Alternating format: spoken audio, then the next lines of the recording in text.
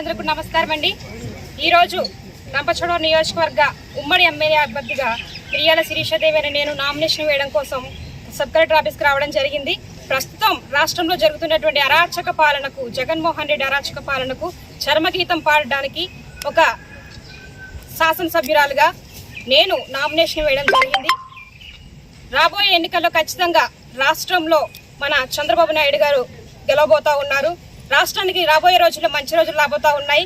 ఈ రాక్షస పాలన నుంచి ప్రజలు విముక్తి కలగడానికి ఎప్పుడా అని ఎదురు చూస్తా ఉన్నారు।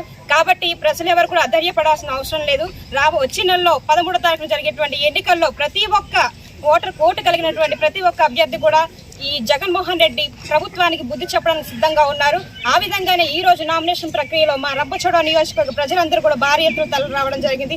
మాకు మద్దతుగా ఈ ప్రస్తుతం రాష్ట్రంలోనే కాదు, ఈ రంపచోడవరం నియోజకవర్గంలో కూడా ఒక రాక్షసుడు పరిపాలిస్తా ఉన్నాడు, ప్రాంతాన్ని దోచుకు తింటా ఉన్నాడు। వాడికి బుద్ధి చెప్పడం కోసం మాకు అండగా నిలిచారు ప్రజలందరూ కూడా। కాబట్టి ఈ సందర్భంగా నేను ఒకటే తెలియజేస్తా ఉన్నాను, రాష్ట్రంలోనూ అదేవిధంగా రంపచోడవరం నియోజకవర్గంలోనూ ఖచ్చితంగా తెలుగుదేశం జెండా ఎగరబోతా ఉన్నాము। ప్రజల వద్దకే ప్రజల యొక్క ప్రజాస్వామ్య ప్రభుత్వం త్వరలో రాబోతా ఉందని కూడా ఈ సందర్భంగా తెలియజేస్తా ఉన్నాను। కాబట్టి ప్రజల వారు కూడా అధైర్యపడాల్సినటువంటి అవసరం లేదు।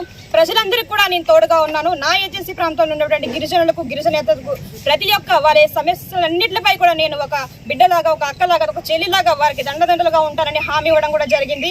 ఈ సందర్భంగా ఈ నామినేషన్ ప్రక్రియలో ప్రజలందరి నుంచి కూడా మంచి స్పందన అనేది వస్తూ ఉంది। కాబట్టి ఎటువంటి డోకయే లేదు। రాబోయే రోజుల్లో రంపచోడవరం నియోజకవర్గంలో ఖచ్చితంగా తెలుగుదేశం జెండా ఎగరవేయబోతున్నామని ఈ సందర్భంగా సమన్వయంగా మేము అందరికీ కూడా తెలియజేస్తా ఉన్నాను।